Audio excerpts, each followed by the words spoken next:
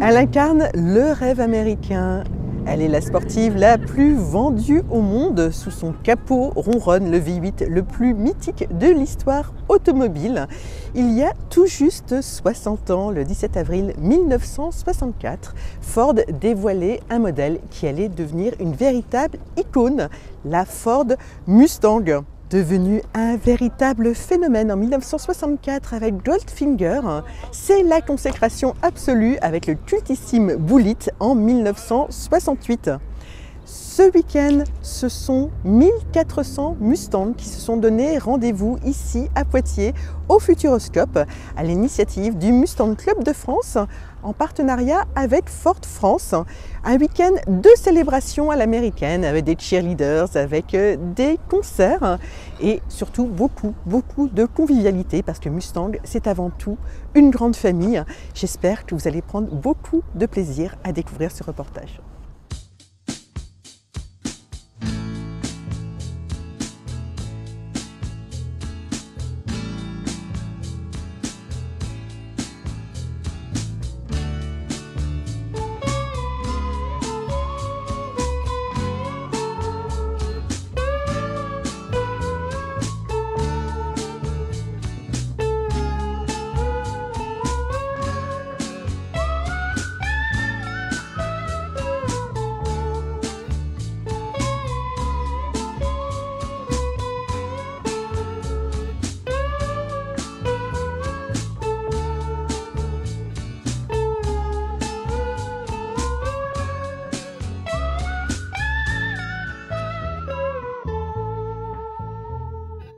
Valide les voitures. Et ça, c'est une des 200 premières avec les deux phares à l'intérieur et les petits cabochons sur l'extérieur. Bon, alors je suis avec la Bible de la Mustang. Bonjour. Bonjour Patrick Pinte. Tu es le spécialiste Mustang en France. Au moins en France. C'est un peu prétentieux de dire ça, mais disons que j'ai quelques connaissances et que je fais partager ces connaissances avec toutes les personnes qui sont autour de moi. En tous les cas, j'essaie de faire ça. Alors je te demandais quelle voiture exceptionnelle tu pouvais me présenter et tu ne sais pas par laquelle commencer. On peut commencer par le plateau qui est juste derrière nous parce qu'on a la chance d'avoir des modèles de 1968 avec les trois types de carrosserie, donc le coupé, le cabriolet et le fastback. Et si on regarde, on a deux fastbacks qui se trouvent à la fin et on va s'appesantir un peu sur ces deux modèles-là parce qu'ils sont assez exceptionnels. Les fastbacks, ce sont mes préférés. Alors le dernier, là, il est juste à tomber. Alors ces deux derniers ont deux particularités. Ce sont ce qu'on appelle des 68 et demi. Et ces 68 et demi, eh bien, ils ont été faits à partir du millésime, à partir d'avril 64. Et tous ces deux modèles sont équipés d'un 428 Cobra Jet. Donc ces 428 Cobra Jet sont les plus gros moteurs qui étaient à l'époque. Et donc on va regarder. Les caractéristiques sont à peu près identiques. On regarde cette prise d'air. Et donc 1044 modèles fabriqués avec ce moteur-là en 1968. Et on a la chance d'en avoir deux ici. Et ce sont ce qu'on appelle des one of one. Donc dans cette configuration-là, il n'en existe qu'un seul exemplaire. Et celle-ci a la particularité d'être une Bob Tasca. Et Bob Tasca a été l'inventeur du 428 Cobra Jet suite à un incident avec son fils qui avait cassé le moteur de sa voiture et qui a reconstruit avec des pièces performance de Ford une voiture qui s'appelle la KR8 et qui est à l'origine du moteur de 428 Cobra Jet puisque ce moteur a été fait avec des pièces perfo. Et les ingénieurs de chez Ford ont demandé à Bob Tasca comment il avait assemblé ce moteur. Donc deux véhicules vraiment exceptionnels, 1044 fabriqués et deux ici présents à l'aréna du Futuroscope. Alors beau, très beau rassemblement. Merci. Ce week-end à Poitiers, 1400 véhicules dont beaucoup de très exceptionnels. Il y en a à peu près combien qui sont vraiment incroyables? Alors sur les exceptionnels, ici on est sur l'espace qu'on appelle la collection. On a 140 véhicules qui sont présentés à l'intérieur de l'aréna en différents plateaux. Dire combien il y a d'exceptionnels, c'est très difficile aussi. Ici, vous voyez qu'on a deux de ces modèles, mais si on va du côté des Shelby, on a des Shelby 66, 67, 68, 69. On a cette chance-là d'avoir des 350, d'avoir des GT500. On a des voitures de course, on a des Roush, on a des Salines. c'est tellement difficile de dire quels sont véritablement les modèles emblématiques, eh bien c'est compliqué. On peut s'appesantir aussi sur celle-là, Monroe Handler, une voiture qui a été fabriquée à un seul exemplaire. Et ce modèle-là est une réplique qui a été faite sur une base de kits qui ont été fabriqués à l'époque. Et c'est aujourd'hui la seule équipée d'un T-top présente en Europe, peut-être aussi dans le monde. Mais en tous les cas, c'est véritablement une voiture extraordinaire. Elle passe cet après-midi sur le plateau des voitures de sport. Regardez-la bien parce que vous la verrez pas. C'est la première fois qu'on la voit en France, cette voiture. Et elle a vraiment un caractère très spécial. Beaucoup de monde décrit un peu la Mustang 2 comme une petite Mustang et beaucoup de gens n'aiment pas cette voiture. Moi je trouve qu'elle a une allure terrible. Elle est top. Oui. Moi je trouve que c'est une voiture exceptionnelle. C'est vraiment une très très belle voiture. Et juste derrière cette Mach 1 sur laquelle j'ai craqué aussi, je crois qu'elle elle appartient déjà à quelqu'un de célèbre. Oui, quelqu'un qui est connu, qui a eu la chance de monter 2 fois sur scène à l'Arena du Futuroscope. Il s'agit de Patrick Honda. Et Patrick Honda est un homme de goût. Il a cette Mach 1 de 1972, française d'origine, donc une voiture qui a toujours vécu sur le territoire français. Il en est l'heureux propriétaire depuis de nombreuses années. Et c'est une voiture qui est relativement fluide, à la différence de beaucoup de Mach 1 de ces années-là. Elle n'a aucun artifice, aucun appendice, c'est-à-dire pas de spoiler avant, pas d'aileron arrière. Ce qu'on appelle le Tuton Hood, qui est le capot avec 2 couleurs différentes, eh bien, n'est pas présent là-dessus, c'était une option.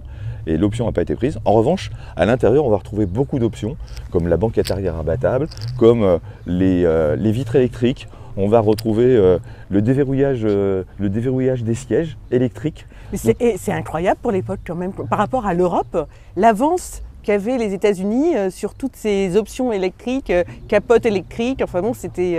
Alors les véhicules américains étaient très très équipés, très en avance. À contrario, ce qui est très amusant, c'est que sur ces voitures-là, on est sur la fin des premières générations. Et on voit quelques innovations techniques, qui existent sur ces modèles-là. On peut parler un peu de sécurité, et notamment ces voitures sont équipées de barres de renfort dans les portières. Et ces barres de renfort dans les portières, elles vont arriver en Europe plutôt dans les années 90. Donc on est sur des voitures qui sont quand même très très en avance à l'époque, à la fois sur la sécurité, mais aussi sur la pollution. Parce qu'à partir de 1972... On ne croirait pas, hein. Et oui, c'est ça qui est... Le paradoxe est là, c'est qu'on pense que les Américains sont des gros pollueurs, ce qui est quand même un peu vrai, mais à côté de ça, à partir de la Californie et aussi de l'ensemble des États-Unis, eh bien, on va retrouver certaines innovations. Et une des innovations ou des contraintes, parce que ça peut être aussi les deux, c'est qu'à partir de 1972, toutes les voitures qui sont vendues aux États-Unis doivent fonctionner au carburant régular. Il y avait 2 types de carburant, le premium et le régular. Et donc ce carburant régular, eh bien, il était obligatoire à partir de 72 sur l'ensemble de la production des véhicules. Et ce qui fait que moins de plomb, parce que en 1970, Nixon signe le Clean Act Air, qui dit qu'il n'y a plus de plomb dans les carburants. À partir de 1974, en Californie, toutes les voitures sont catalysées. Et à partir de 1977, eh bien, toutes les voitures de la production sont catalysées sur l'ensemble du territoire. Donc c'est une véritable, enfin pas une innovation, mais en tous les cas très en avance sur l'Europe, sur les normes anti-pollution. Ça c'est une certitude. Alors là, on se dirige vers 2 Mustangs qui a priori ont un bel historique. Elles ont un historique assez étonnant parce que là, on va attaquer le sport et la Mustang. Et ces deux modèles-là, le premier en particulier, je connais très bien son propriétaire et le propriétaire a voulu faire une évocation de la voiture DPK7B. Il y a eu 3 voitures qui ont été préparées par Holman Moody. Et ces voitures-là, celle-ci en particulier, est la réplique de DPK7B. Et DPK7B, c'est la voiture qui a gagné le Tour Auto. C'est la première victoire d'une Mustang au moment de la sortie. On est en 64. Elle a gagné le Tour Auto en 64. Oui. Donc, joli clin d'œil avec le Tour Auto qui va débuter demain. Eh bien cette voiture, c'est la réplique exacte, conforme au détail près. Si on regarde le bouchon de réservoir qui se trouve à l'arrière, qui se trouve sur l'aile arrière, alors que normalement il se retrouve derrière le panneau. Là, c'est vraiment le souci du détail. Et il a poussé le vice jusqu'à avoir toutes les plaques, tous les petits détails qu'on peut avoir sur cette voiture sont strictement conformes à ce que l'on retrouvait sur cette voiture à l'époque. Donc Alan Mann, c'est pas le Man Moody, c'est Alan Mann. Donc Alan Mann a fabriqué trois voitures, DPK5B, DPK6B et DPK7B. Donc celle-ci, DPK7B, eh bien c'est la réplique de celle qui a tourné au Tour Auto et qui a gagné, qui a arrêté l'hégémonie des Jaguars, puisque à cette époque-là, c'était les Jaguars 3.8S qui gagnaient toutes les courses. Et cette voiture a arrêté ça avec cette configuration et son moteur V8. Donc une réplique au boulon près, parfaite. Quelqu'un qui a fait ça d'une manière extraordinaire. Et celle qui est à côté a deux histoires en réalité. La première histoire, c'est l'histoire d'Henri Chemin qui prend des coureurs cyclistes et qui les met à l'intérieur d'une voiture et qui les fait courir le Monte-Carlo en 1965. Des coureurs cyclistes? Oui. Raphaël Gemignani, qui était connu à l'époque, et un petit inconnu qui s'appelle Jacques Anquetil, qui était quand même un cycliste en devenir. À cette époque-là, il était un peu moins connu. Donc il a embarqué et ils ont fait un peu de communication, un peu du placement produit à l'époque. Et donc cette voiture-là a fait le Monte-Carlo 65. Ils n'ont pas gagné, mais Henri Chemin, qui était le patron de la communication et du marketing chez Ford France, a réussi son coup en faisant parler de Ford et de la Mustang en particulier. Et on se retrouve avec cette voiture qui, sous nos yeux, est la réplique exacte de celle qui a couru, avec la signature de Raphaël Gemignani, qui est un monsieur qui est encore vivant et qui a plus de 90 ans, et donc qui a signé cette voiture. La deuxième histoire de cette voiture, c'est notre ami Pierre Boulestex, qui est le propriétaire de cette voiture, qui a fait cette réplique, qui a fabriqué cette réplique, et qui s'est lancé un défi. Et quand le défi qu'il s'est lancé, c'est de faire 5000 km, 5 jours, 5 nuits. Et je l'ai accueilli hier après-midi à l'Arena et il nous a raconté son périple. C'est un truc incroyable. Il a roulé pendant 5 jours, 5 nuits. Il nous a dit qu'il a dormi 7 heures sur l'ensemble du parcours. Et il est arrivé à bon port en faisant 5035 km. Il est parti d'où? Il est parti du circuit de Charade. Il a fait tout un périple sur toute la France. Il a roulé avec beaucoup de personnes et il est arrivé sur les coups de 15 heures à l'Arena du Futuroscope hier avec cette voiture, partager les moments d'émotion qu'il a vécu et pas du tout de doute. En tous les cas, la voiture a été redoutablement efficace, aucune panne, rien du tout. Fiabilité exemplaire, vraiment exemplaire. On peut rouler les anciennes, mais il faut rouler les anciennes. Moi, le message que je vais faire passer, c'est il faut faire rouler les anciennes. Les anciennes roulent. À l'époque, ça roulait. Donc, il n'y a pas de raison pour que ça ne roule plus maintenant. Donc, ce sont des voitures avec lesquelles vous pouvez traverser la France. Là, on a fait 5000 km en une journée. Vous imaginez que faire un petit périple de 200, 300 ou 400 km, c'est vraiment enfantin avec ce genre de voiture. Et en fait, plus on les roule, mieux elles se portent. Plus on les roule et mieux elles se portent. Une voiture qui ne roule pas est une voiture qui s'use. Donc moi je vous conseille à tous, possesseurs de voitures anciennes, roulez, roulez, roulez, roulez. C'est un plus important. On peut continuer sur la partie course. On va se retrouver ici devant une voiture qui est la voiture toujours avec Henri Chemin. Donc Henri Chemin a couru en 1967, parce que c'était aussi un pilote automobile. Il a couru en 1967 avec une personne un tout petit peu connue qui s'appelle Johnny Hallyday. Et la voiture que vous avez sous les yeux, eh ben, c'est la voiture de Johnny Hallyday qui a couru en 1967 le Monte-Carlo. Et donc on a la chance d'avoir cette voiture ici. Donc une voiture exceptionnelle. On a la chance d'avoir ce modèle. On voit la photo, il y a une photo qui est sur le tableau d'or avec Johnny qui va poser fièrement sur son fidèle destrier, sachant qu'eux non plus n'ont pas rallié l'arrivée en 1967, si ma mémoire est bonne. Je pense que c'est le Mini Cooper qui avait gagné à l'époque. Mais en tous les cas, gros moteur, 390 cubic inch, ce qui correspond à 6,4 litres. Une voiture qui fonctionne plutôt bien. J'ai eu la chance de la conduire il y a très peu de temps. Et c'est une voiture assez impressionnante. Johnny Hallyday qui est resté fidèle à la marque. Johnny Hallyday qui est resté assez fidèle à la marque, c'est quelqu'un qui aimait beaucoup les voitures. Il a eu beaucoup de voitures, il a eu des Mustang, il a eu des Lamborghini, il a eu beaucoup de voitures. Et aussi coureur automobile, motard, quelqu'un qui aimait la mécanique d'une manière générale. C'est exceptionnel. Vous connaissez le Cannonball.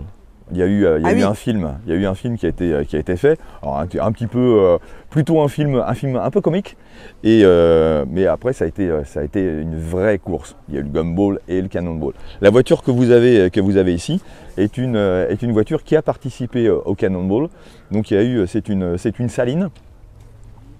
Saline extrême, mais celle-là avec une particularité, c'est qu'il en existait 9 fabriqués, et sur les 9 fabriqués, il y en a eu 8 en noir et une seule en rouge. Donc celle que vous avez sous les yeux est c'est le seul exemplaire en rouge dans cette livrée-là du Cannonball. Donc c'est une voiture assez exceptionnelle. Donc c'est la voiture de l'organisateur du Cannonball à cette époque-là. Et donc on se retrouve avec cette voiture et tous les attributs de Saline. Une voiture très élancée, des jantes chromées, alors qui sont peut-être un peu clinquantes, mais qui donnent une belle allure à cette voiture. Et surtout cette partie arrière qui a complètement été remodelée par rapport aux modèles qu'on appelle S197, qui sont les modèles de 2005 à 2009. Et moi je suis un fan intégral de cette partie arrière, ces deux feux qui sont à l'intérieur et les deux sorties d'échappement qui sont juste en dessous. C'est une voiture d'une beauté incroyable. Et aussi avec de la performance, parce que là on est à plus de 600 chevaux. Ah oui, quand même. Ah oui, là on a quand même des performances qui sont assez impressionnantes. C'est une voiture qui doit prendre pas loin de 300 km/h. Ah oui. Donc oui, c'est un beau joujou. Hein. C'est vraiment un beau joujou. Mais c'est une voiture qui a été homologuée pour la route également. Oui, c'est une voiture qui a été homologuée pour la route. Hein. Ça fait partie de ces voitures accompagnatrices. Enfin, le Cannonball, hein, c'est pas tout à fait une course. C'est pas une course au sens strict du terme, hein, puisque c'est traversé. Oui, c'est un peu illégal. C'est un peu illégal. Et cette voiture-là participe à ça. Et ça fait partie un peu du rêve. Du rêve. Et les deux exemplaires qu'on a côte à côte, hein, donc ça c'est la Saline extrême classique, et donc à côté c'est la Saline extrême en grise classique, et celle-ci en Ultimate Edition en Pace Car. Alors on a même la petite miniature derrière le pare-brise. Il y a beaucoup de propriétaires qui font ça en fait. Ça donne un petit cachet supplémentaire, parce que c'est vrai que les gens sont quand même assez fiers de leur voiture, et ils ont raison, parce que quand on voit ces voitures qui ont quand même un cachet très particulier, là je crois que c'est vraiment sympa d'avoir sa petite miniature de sa propre voiture qui se trouve derrière le pare-brise. Alors là Patrick, on se trouve devant une voiture dans son jus, mais qui n'est pas dans son jus. Exactement.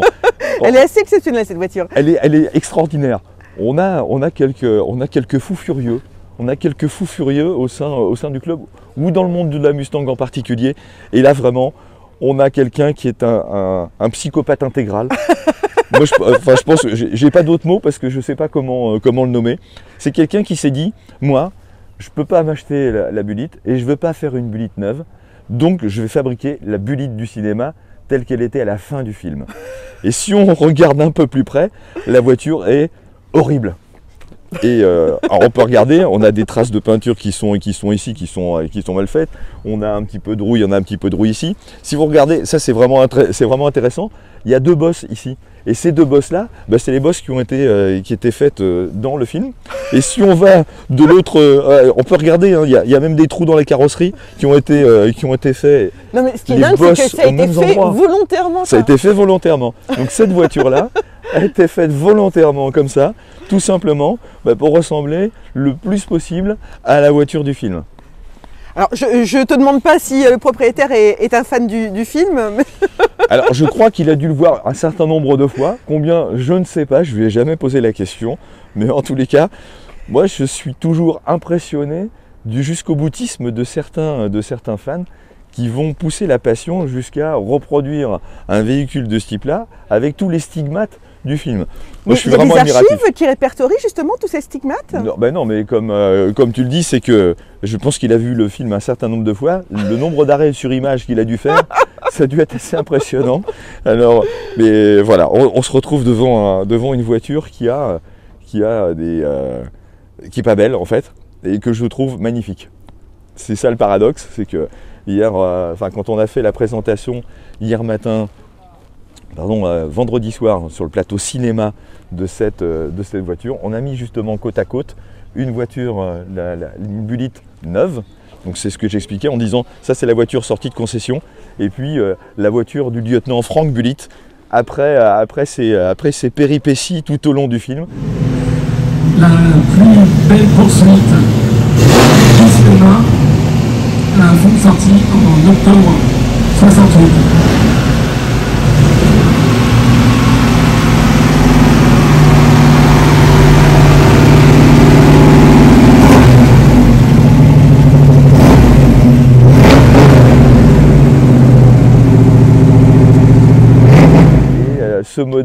Ce modèle avec tous ses stigmates, ses bosses, sa rouille. Il faut savoir que Frank Bullitt était un lieutenant de police, mais un lieutenant de police, c'est pas forcément très argenté.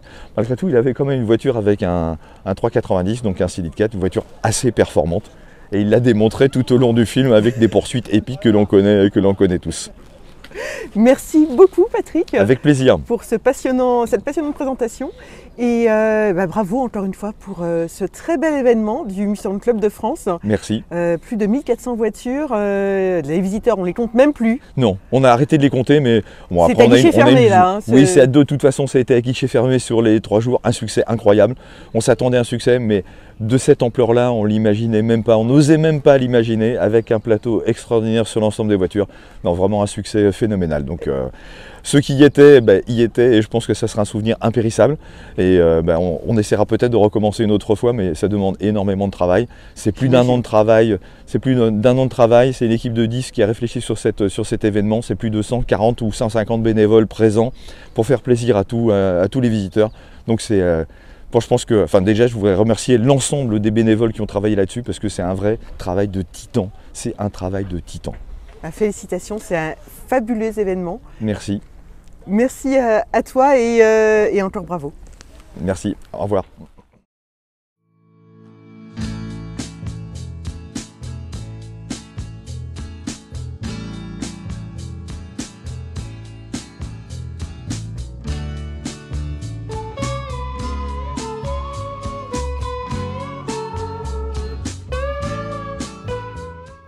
Je vous emmène à présent à la rencontre de Christophe qui a entièrement restauré une Mustang Kragar de 2009 retrouvée dans un champ.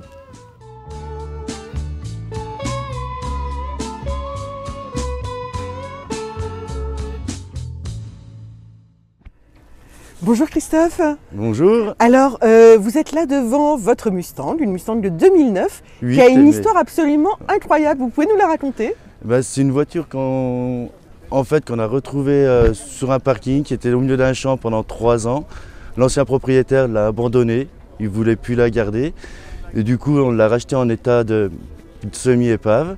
Alors attendez, on recommence là. Okay. Vous passez en voiture, vous apercevez une épave dans un champ et vous allez voir le propriétaire du terrain. C'est mon fils qui est passé, qui m'a dit tiens, j'ai vu une épave de Mustang dans une semi-épave dans un champ, est-ce que ça t'intéresserait d'aller la voir? Donc on est passé la voir, on a dit bon pourquoi pas, c'est dans notre budget. Et du coup elle était à vendre quand même? Ouais, il y avait un panneau à vendre. Et elle valait combien à ce moment-là? Franchement pas grand chose, elle valait 15 000 €. D'accord. Il en voulait 15 000 €. Et du coup, donc on l'a prise, on a réussi à la redescendre jusque chez nous. Comme on a pu, ça le tournait vraiment très mal. Et du coup, on a refait tout ce qui était moteur, châssis. Et après, la carrosserie. La carrosserie, elle est passée chez un carrossier, un spécialiste qui nous a toute refait la carrosserie. Et c'est là qu'au fur et à mesure qu'on a démonté les pièces, qu'on a vu marquer des pièces Kragar et ainsi de suite, on s'est dit c'est quoi ça? Et en fait, c'est là qu'on s'est rendu compte que c'était une série limitée fabriquée à 38 exemplaires. Parce qu'en fait, Kragar et Ford, ils avaient voulu en produire 500. Et c'est méchant ce que je veux dire, mais les clients, ça n'a pas marché, le kit était trop cher et les clients n'ont pas trouvé joli le kit. Oui, et parce qu'au départ, c'était votre réaction, vous vous êtes dit, bon, allez, voilà. Tuner. Quand on l'a vu, on a dit c'est une voiture tuning, quoi. Et en fait, non, ça a été tuné par Kragar, donc un grand spécialiste quand même. Et du coup, à force de se renseigner, ainsi de suite, c'est là qu'on s'est rendu compte que bah oui, c'était vraiment une édition spéciale. Mais il n'y en a eu que 38 de fabriqués aux États-Unis. Ouais. Et en fait, là, vous courez avec Du tout, on fait un peu de piste pour se faire plaisir, mais on est des amateurs. C'est vraiment pour pouvoir la faire ronronner, la faire tourner, qu'on puisse s'en servir sans risquer les radars, qu'on puisse s'amuser avec. Mais on y va doucement parce qu'on n'a vraiment pas envie de l'abîmer, quoi. Maintenant qu'on sait que c'est pas une voiture tuning et qu'elle a un peu de valeur, maintenant on en prend soin. Donc maintenant on la bichonne, quoi. Puis j'ai de la chance, mon amie elle est comme moi, elle est fada de voiture, donc je l'embête pas avec ma voiture. Ah, c'est chouette. Donc voilà. Et votre fils a le droit de la rouler? Non. Non. Non, il a 30 ans, donc il a ses voitures maintenant. Mais non, il l'a jamais conduit et même lui, ça l'intéresse pas, il n'a pas envie. Il a peur de l'abîmer. Bah, il a peur de l'abîmer, comme il dit, donc non. Mais vous étiez fan de Mustang depuis toujours ou Comme on dit, quand on est gamin, à chaque fois, on dit tout le temps quand je serai grand, j'aurai une Mustang, quoi. Et là, ça fait que 2 ans qu'on l'a, quoi. Avant, on roulait pas du tout avec ce style de voiture, quoi. Et là, ça a été un déclic quand il m'a dit, tiens, j'ai vu une voiture dans un machin, dans un champ. On a dit, bon, allez, on se tente. Donc, on a vendu notre voiture familiale pour acheter ça. Donc, du coup, voilà, on a notre... Donc, vous la roulez au quotidien, en fait? Ah oui, franchement, oui. Oui. Sauf pour aller au travail, parce que bon, voilà, les trajets de travail, j'ai une petite voiture. Mais sinon, tout le temps, c'est la voiture de famille, quoi, en fait. Pour partir en vacances, en week-end. C'est super. Ouais, faire les rassemblements et ainsi de suite, du coup. Alors justement, en parlant de rassemblements, vous êtes heureux d'être ici ce week-end? C'est trop bien. Ah ouais. Non, franchement, ouais, c'est super bien organisé, ça vaut vraiment le coup. Puis c'est incroyable de voir autant de Mustang, quoi. C'est quand on est avec la nôtre, on se dit, ouais, il n'y en a qu'une ou deux de voitures, on n'en voit jamais. Et là, on arrive là, on se dit, en fait, il y en a beaucoup. C'est incroyable, quoi, tout ce qu'il y a ici. Et non, c'est franchement sympa, quoi.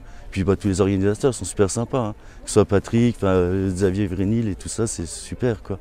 Non, on est franchement content d'être là. Puis pareil, on est au club Mustang France, donc depuis qu'on est au club, bah, on fait des découvertes, quoi. Non, c'est franchement super. Puis on découvre vraiment des gens super sympathiques, quoi. C'est ça qui est sympa. Ça nous change. Ça nous change de notre quotidien. Merci beaucoup Christophe et bravo pour cette restauration quand même. C'est super gentil. Incroyable.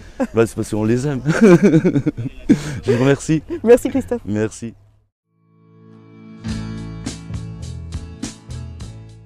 À présent, rejoignons Louis-Carl Vignon, président de Ford France, à bord de la toute nouvelle Mustang GT Dark Horse.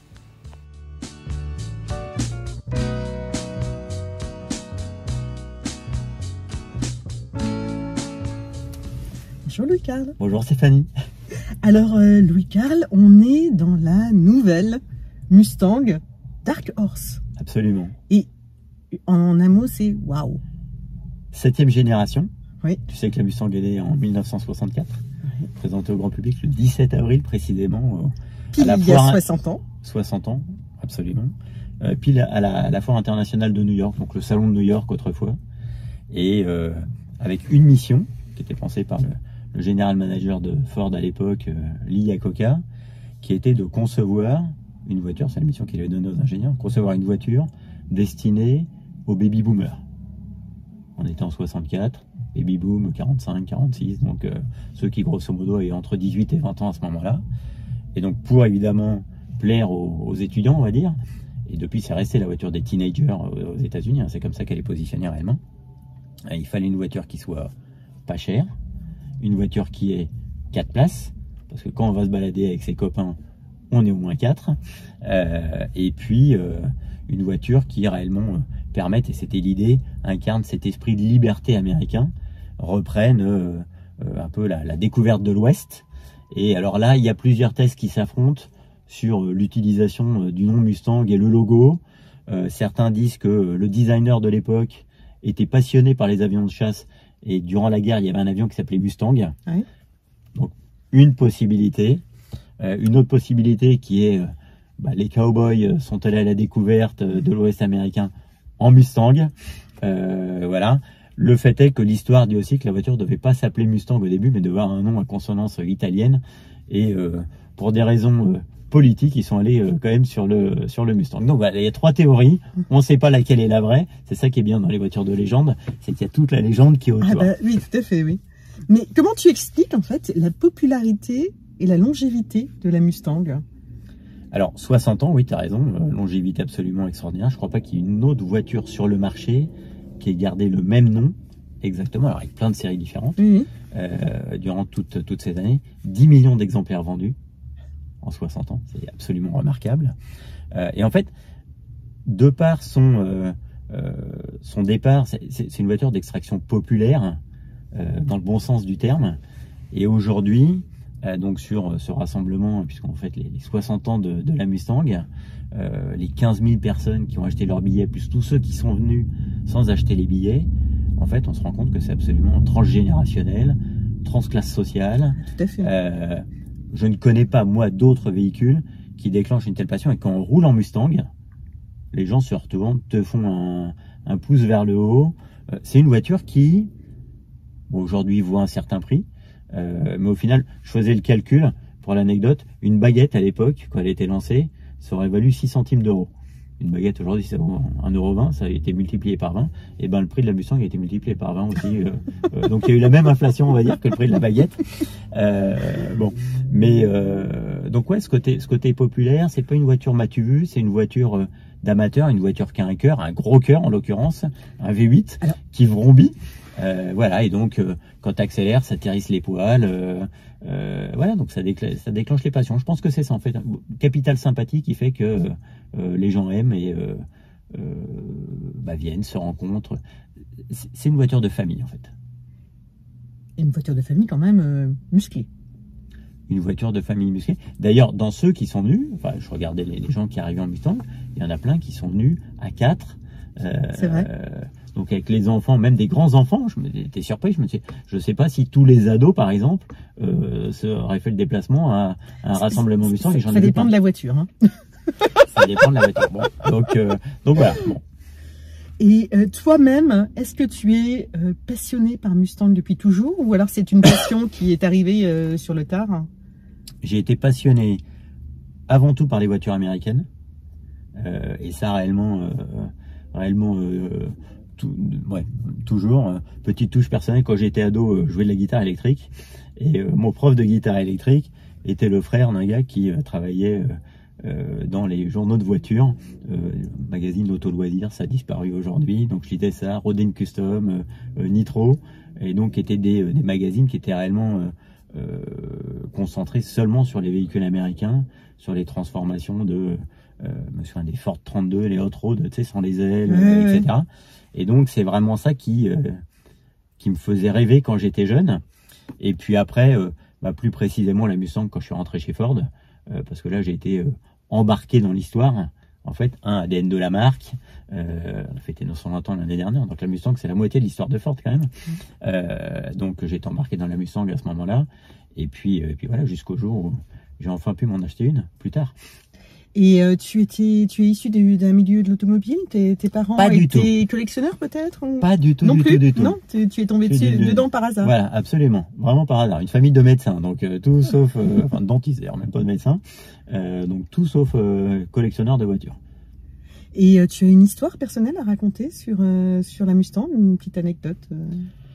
Une anecdote. Alors, en réalité, le premier contact que j'ai eu avec la Mustang, mais déjà j'étais passionné de véhicules américains. Quand j'étais jeune, j'ai eu l'occasion d'aller faire un séjour linguistique aux États-Unis dans une famille. Et je suis arrivé dans une famille de retraités. C'était à Saint-Louis, dans le Missouri. Et à Saint-Louis, il y a des grosses usines il y a une grande miroiterie ou vitrerie. Je sais plus ce que c'était. Et donc la famille dans laquelle je suis allé, des retraités donc, ils m'ont accueilli. D'abord les Américains ils t'accueillent comme si tu faisais partie de la famille. J'étais comme leur petit-fils et j'ai été traité comme ça durant le séjour. Et lui avait une Mustang. Honnêtement, je saurais plus dire une vieille Mustang. Je saurais pas dire, mais on va dire entre 67 et 70 de première génération, ça c'est sûr.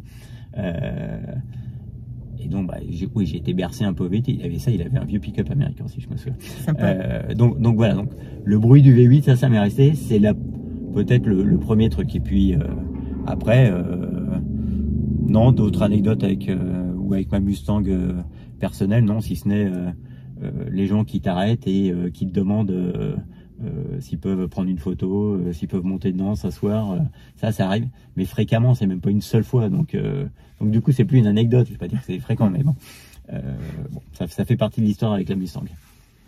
Alors, tu viens d'évoquer ta Mustang personnelle. Oui. C'est quoi comme modèle? C'est une Mustang Bullitt, voilà, 2019, en l'occurrence, donc avec les particularités de la Bullitt par rapport à la GT précédente, donc 6e génération, hein, évidemment.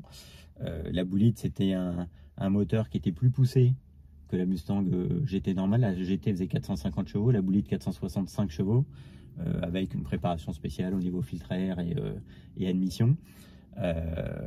Et puis, je dirais la Dark Horse, c'est un peu l'évolution de la Bullitt, puisque la Bullitt était plus poussée. La Dark Horse, c'est aussi plus poussé que la GT, avec peut-être une différence qui est que la Dark Horse est la voiture la plus aboutie pour aller sur la Mustang routière la plus aboutie pour aller sur circuit.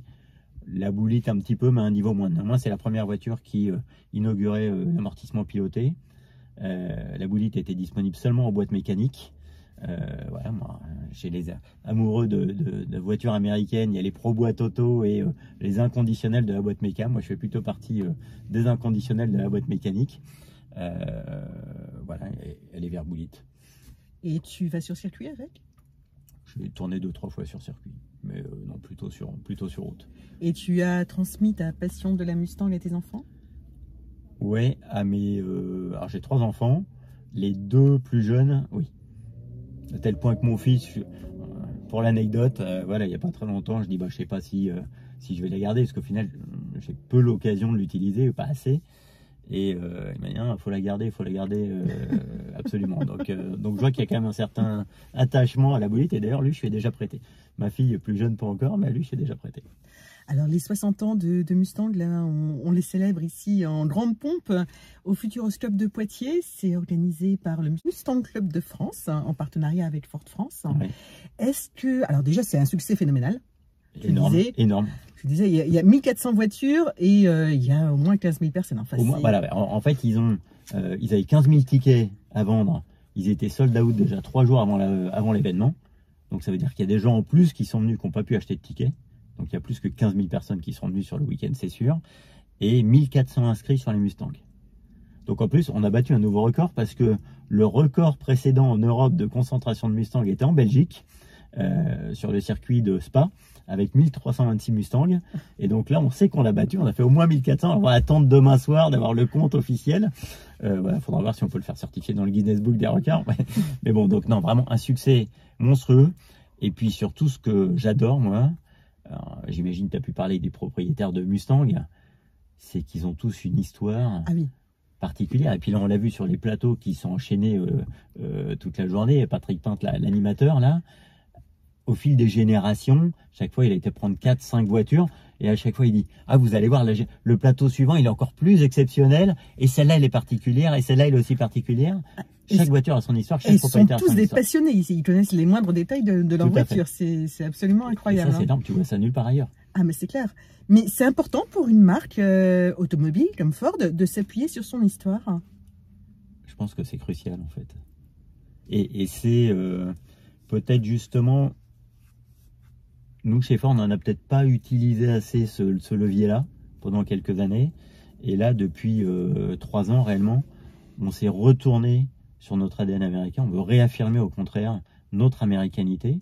Et ce que ça sous-entend, donc ce sentiment de liberté, ce goût du challenge, le côté un petit peu tout est possible, le can-do American Spirit qu'ont ces Américains, où quand ils trébuchent, ils sont les premiers à se relever toujours. Parce que quand on regarde l'histoire de Ford, nos 120 ans, on a fêté nos 120 ans l'année dernière, on a eu au final plusieurs périodes, on s'est réinventé, et si on regarde la Mustang qui est sur les 60 dernières années de la vie de Ford, en fait, c'est pareil, la Mustang, elle a connu plusieurs vies.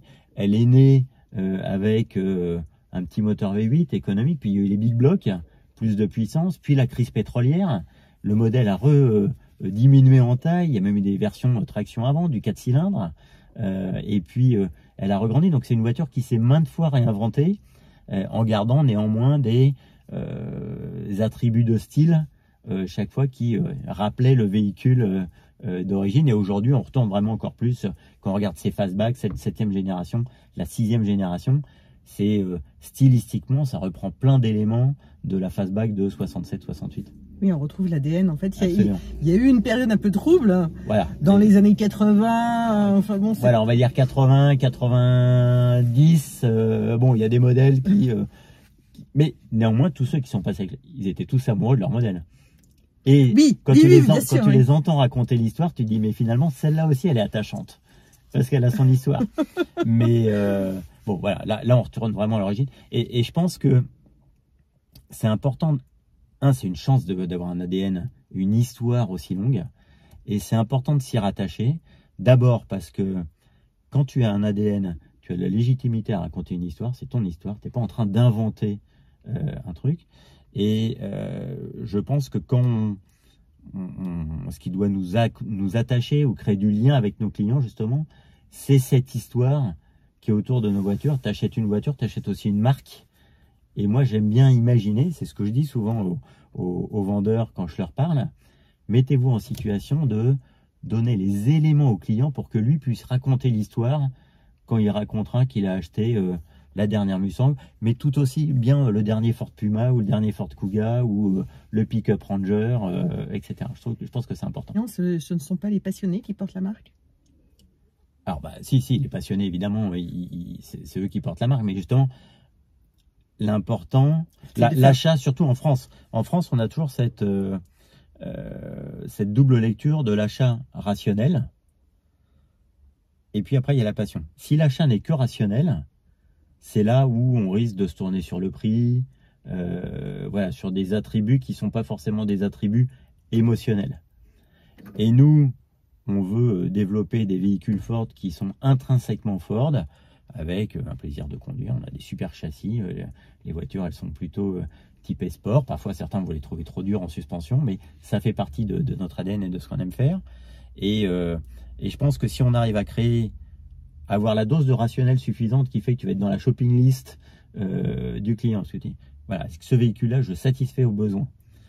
Et qu'en plus, tu rajoutes une dimension émotionnelle qui fait que le client va préférer la tienne à une autre marque ou à un autre modèle, et ben tu as gagné. Donc il faut arriver à jouer sur les deux dimensions, avoir un produit rationnel, donc ça va être bien conçu, et avec du contenu émotionnel, et là on fait la différence. Alors c'est une grande année pour Ford, c'est le retour de Ford au Mans. Oui. Alors, avec la Mustang en plus, oui, tout à fait. Donc, on se souvient, surtout, il y a eu des films qui ont pu nous rappeler de la grande victoire de Ford en 66 et juste en 69, je crois. Il y a eu 66, 67, 68, 3 années de suite. 3 années de suite des victoires de la GT40. Ouais, et là, voilà, donc la passion du sport automobile qui va être incarnée par la GT3. GT3, tout à fait. Donc, une voiture qui... évidemment conçu par notre équipe de développement Ford Performance, qui est plus puissante, plus légère, plus d'aérodynamisme que la Mustang Dark Horse, mais la Mustang Dark Horse est inspirée justement de cette GT3, adaptée à la route par contre. Et puis il y aura une autre Mustang, alors qu'on n'a pas ici malheureusement, qui est la Mustang GTD. Alors tu disais hier, le D c'est pas diesel. Hein. Oui. D c'est Gran Turismo Daytona en réalité. Et donc je disais, parce que c'est vrai qu'autrefois les GTD c'était marqué ça sur la voiture diesel, donc Gran Turismo Daytona. Et donc cette Mustang GTD, c'est une bête. Alors là pour le coup elle reprend tous les appendices aérodynamiques de la GT3, gros ailerons, les jupes, des écopes pour les freins, moteur 800 chevaux, voilà.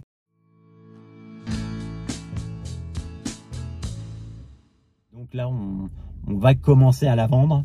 On va reprendre le même système de vente qu'on a eu pour la Ford GT. Donc, ce sera une voiture réellement pour Happy Few. Mais surtout qui perd la marque. Quoi. Voilà. Oui, surtout avec le malus. Là, c'est vraiment Happy Few. Few. Few. On est donc, on va parler un petit peu quand même de la Dark Horse parce qu'elle est juste incroyable. Donc, c'est la 7e génération de Mustang et c'est une édition spéciale. Alors déjà, le coloris est à tomber. Hein.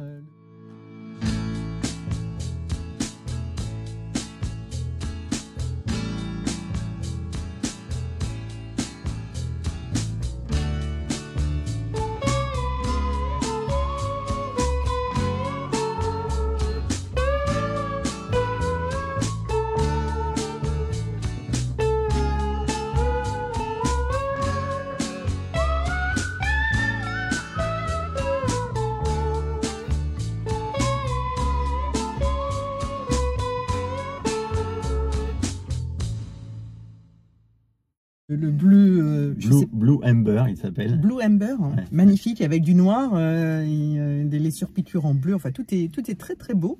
Est-ce que tu peux nous donner ses caractéristiques? Alors, on va parler du cœur d'abord. Toujours un moteur V8, oui, bah évidemment. Oui. Sinon, ce ne serait pas une Mustang. 453 chevaux. Un moteur qui a été modifié pour être plus puissant que la GT d'origine et qui reprend en fait l'embiellage de la GT 350 de génération précédente. Ensuite, un véhicule qui dynamiquement donc a des freins plus gros, des étriers 6 pistons, une suspension pilotée Mani Ride, donc tu peux réellement l'adapter si tu vas faire de la route ou si tu vas aller faire du circuit, tu te mets en mode circuit et évidemment ça fait un amortissement plus dur. En termes d'aérodynamisme, elle a des jupes qui sont plus basses à l'avant autour de la voiture, elle a un spoiler à l'arrière qui sert réellement à la plaquer en termes pour améliorer la tenue de route, un extracteur également à l'arrière, donc ça c'est pour la partie aérodynamique de la voiture, des pneus plus larges, et puis on a, ça c'est l'autre nouveauté, alors c'est dans toutes les générations de la nouvelle, la 7e génération de Mustang, pardon, on a cette dalle, donc ce HMI, comme on dit, Human Machine Interface, ou cette dalle digitale avec deux écrans de 12 pouces et demi et 13 pouces et demi, donc quasiment 26 pouces d'écran devant soi, puisqu'ils sont derrière une vitre unique.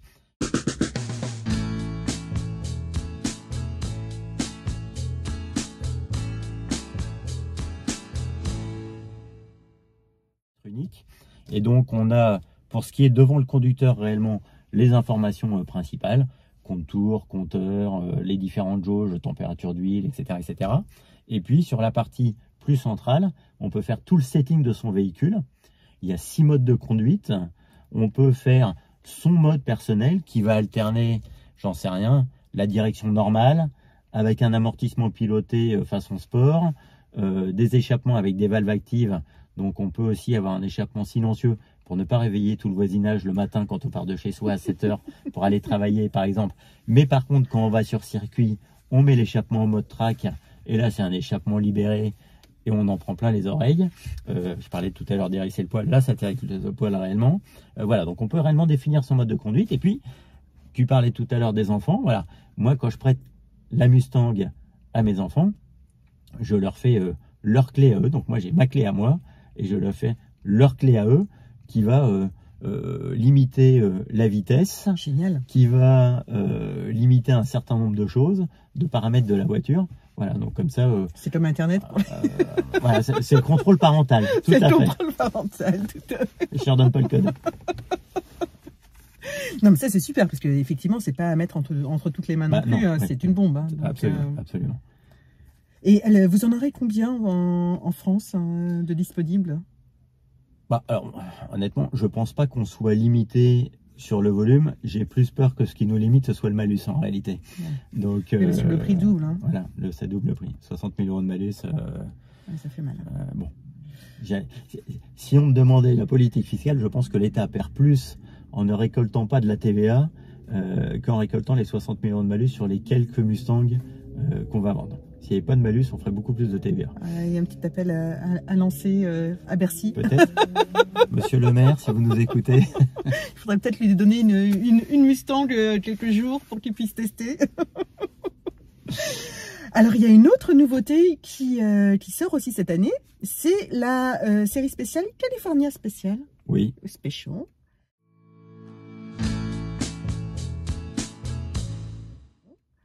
C'est un hommage à la Mustang California, de 1968. Hein. Voilà, alors, contrairement à celle-là, effectivement, qui a une nouvelle appellation, parce que Dark Horse, il n'y avait jamais eu une Mustang Dark Horse. Ouais. La Mustang California, c'est un nom qui existait déjà dans la famille Mustang. Et donc là, c'est plus des... c'est un cabriolet. Oui, c'est un cabriolet. Et c'est plus de la caractérisation stylistique. Voilà, donc qui va rappeler la California d'origine. On ne l'a pas encore reçue chez nous, par contre, celle-là. Elle va arriver bientôt. Et d'autres nouveautés qui sont... Alors après, on a parlé en Mustang, donc cette fameuse GTD, vraiment pour le haut du panier. Oui, bien sûr, voilà. Oui. Et puis oui, non mais bien sûr, surtout on a... alors je sors de la famille Mustang. On a cette année en grande nouveauté qu'on a commencé à lancer, là pour le coup, le mois dernier, le tout nouveau Ford Explorer. Donc là, on est sur un véhicule 100% électrique qui vient de finir avec Lexi Limitless, notre ambassadrice, son tour du monde.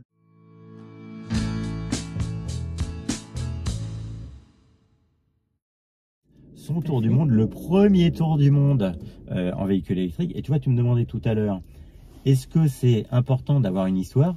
Oui, parce qu'il ne nous est pas venu l'idée de faire le tour du monde à Lexi en voiture électrique, juste comme ça pour la beauté du geste ou pour faire le record, un nouveau record à mettre dans le Guinness Book des records, mais simplement parce qu'il y a 100 ans, en 1920, la première femme à faire le tour du monde en voiture, Aloha Wanderwell à l'époque, a fait le tour du monde sur une Ford T.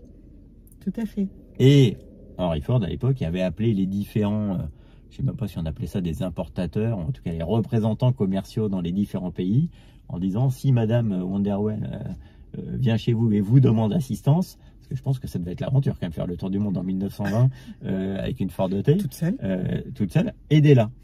Et donc on s'est dit avec ce tout nouveau Ford Explorer, qui déjà, ne serait-ce que par son nom, suggère l'exploration, ben on a dit on va faire un proof point. Quoi de mieux que de lui faire le tour du monde? Donc si vous voulez un véhicule, si vous sentez l'âme d'un Explorer, achetez le véhicule qui a le nom Explorer dessus.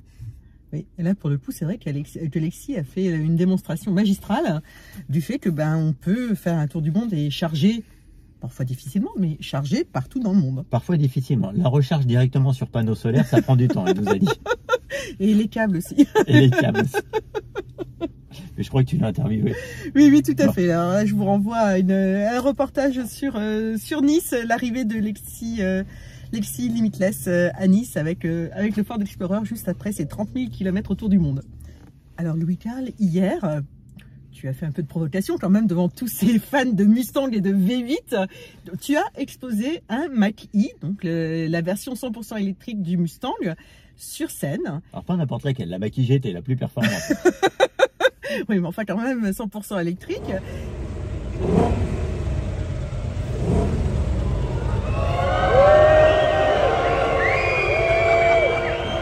Et bon, il y a eu quelques huées. Oui, il y a eu un petit chahutage, on va dire, de la part d'une partie du public. Voilà, les aficionados du V8 et effectivement qui se disent comment est-ce qu'on peut appeler Mustang une voiture électrique.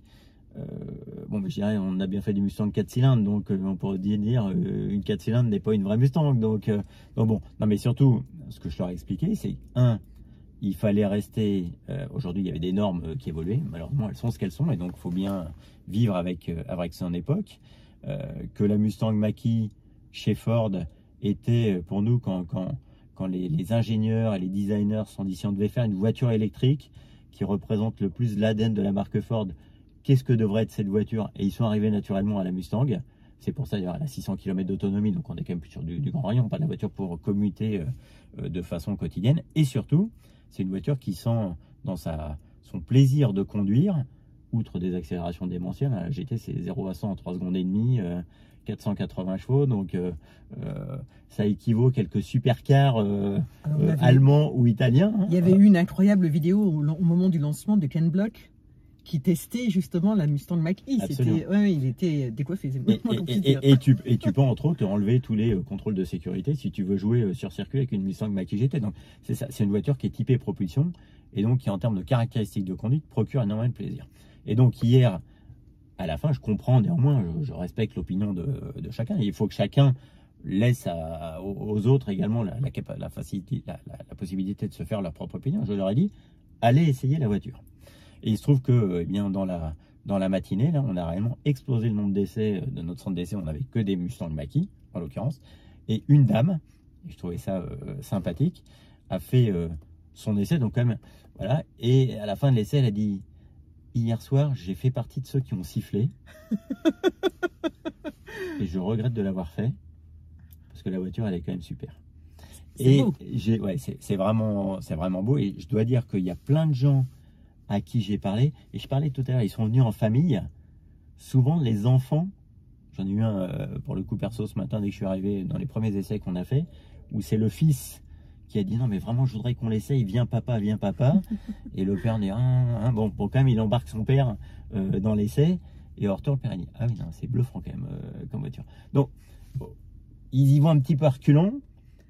Et puis après, ils disent, non, mais en fait, oui, pourquoi est-ce que l'électrique devrait être ennuyeux, en fait? La Mustang Mach-E rend l'électrique passionnant à conduire. Et puis bon, on a le meilleur des deux mondes, en fait. On a toujours le V8. Absolument. Et puis on a le Mach-E à côté. Rien n'empêche d'avoir les deux si on peut. Si on peut, oui, c'est formidable, effectivement. Merci, puis bravo pour ce bel événement. Merci Stéphanie. À bientôt.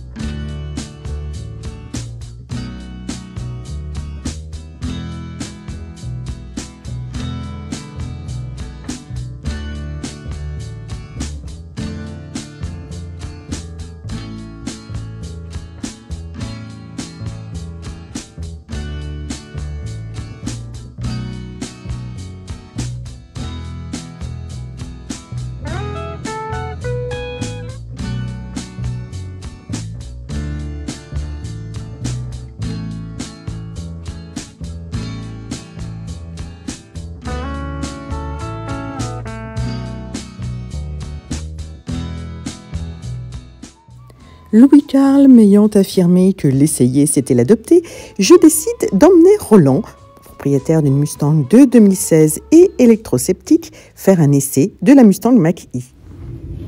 Alors Roland, première impression? Ah bah la tenue de volant, au volant c'est très bien. Hein. Mais au niveau du design intérieur, vous en pensez quoi? Le design est sympa, mais après je trouve que tout est de la tablette. Il y a pas de, c'est sobre, il y a rien. Et c'est pas bien? Ben moi je trouve ça trop épuré. D'accord. Il n'y a pas de bling bling, ça brille pas. Ah oui, oui, non, c'est sûr. J'aime le chrome. Vous avez une Mustang de quelle année? J'ai un modèle 2016 en cabriolet. D'accord, ça fait longtemps? Ça va faire 1 an. Et qu'est-ce qui vous plaît dans votre Mustang? Ah bah le mythe de Mustang déjà. T'achètes une Mustang, c'est une Mustang. C'est le nom. C'est le nom déjà. Alors vous roulez beaucoup, vous êtes Alors moi je suis chauffeur de taxi, oui. Mais je roule en diesel parce que le problème c'est que moi je fais beaucoup d'autoroutes et l'électrique s'il n'y a pas assez d'autonomie, c'est trop long à parler. Alors vous faites combien de kilomètres par jour? Je fais 700 bornes. Par jour? Ouais. Ouais, en effet, à gauche. C'est un peu juste. Ça va être un peu juste oui, pour être ce qu'on appelle électro-compatible. C'est ça. Moi j'ai des clients réguliers et je peux pas me permettre de dire on va attendre pour recharger une heure ou machin. C'est ça votre frein majeur, c'est la recharge? Bah, la recharge et puis l'autonomie. Et l'autonomie. Mais sinon, enfin, après aujourd'hui ils sont améliorés vachement. Et vous la trouvez comment là, comme ça, de l'extérieur et vous la trouvez jolie ou... Extérieurement, ouais, ça a SUV. Hein. Après moi je trouve qu'on est à droite. Encore. À la prochaine. Je trouve qu'on a utilisé juste le nom de la Mustang pour représenter une Ford Mustang. Après, il y a plein d'éléments. Ça reste pas une Ford Mustang. On est d'accord? Bah, il y a non, c'est une Mustang. Si Ford a décidé de l'appeler Mustang, c'est parce que c'est une Mustang. Vous avez plein d'éléments esthétiques qui rappellent évidemment les modèles emblématiques des années 60. Et qu'est-ce qui vous fait dire que c'est plus une Mustang en fait? C'est ça la vraie question. Ça a plus la forme d'une Mustang. Ça reste un SUV. Enfin, pour moi, ça reste un gros SUV. C'est entre les deux. C'est entre la berline et le SUV. Ouais, si tu veux. Pour moi, ça reste un SUV. Hein. J'entends. Par contre, je trouve que c'est un frein moteur extraordinaire. Ah, on va prendre ici. Alors en fait, le frein moteur, ça c'est au choix. En fait, vous avez ce qu'on appelle soit la conduite monopédale, c'est ici, vous voyez. Ouais. Donc là, en fait, quand vous allez lâcher l'accélérateur, on va utiliser ce qu'on appelle du frein moteur, mais on va pas utiliser le système de freinage, ni plaquette, ni disque. Et en fait, cette énergie, on va la récupérer pour la restituer dans la batterie, pour optimiser notre autonomie. L'avantage en fait de conduire avec la monopédale, c'est que vous n'utilisez plus votre système de freinage. Je peux vous donner l'exemple, hein. J'ai un collègue qui a fait 260 000 km avec une Mach-E, ouais. Il vient de la revendre, plaquette d'origine, il les a jamais changées. Oui, parce que ça freine vachement. Parce qu'on freine sur le frein moteur. Mais ça marche super bien par contre. Ah oui, ça c'est sûr. Après ça, je trouve que voilà, moi quand tu roules tout le temps, c'est pas bête.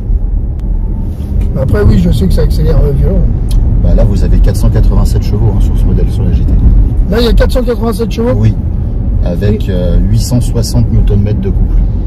Oui. Wouh! Ah par contre je sais que ça colle. C'est impressionnant. Ça c'est sûr, je sais que c'est impressionnant.